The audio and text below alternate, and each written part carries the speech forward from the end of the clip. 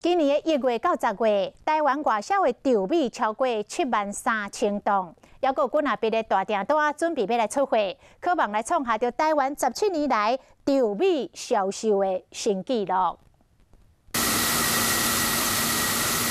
台湾每当生产120万到150万吨的稻米，因为量非常大，政府最近2当积极拓展稻米的外销。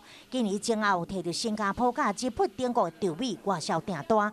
今年到10月，稻米外销已经达到73120吨，比起2009年5163吨，成长超过10倍。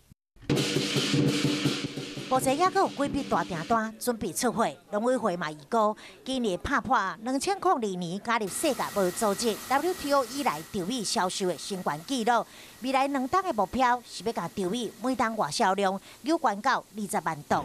明年稻米的产量上过侪，政府拢会收购公粮准确，迄才是外销。若是外销量冲悬，市场售价超越收购价，就会当扭进国内稻米公司的平衡。农民辛苦所种的稻米，嘛会当拍开国际知名度。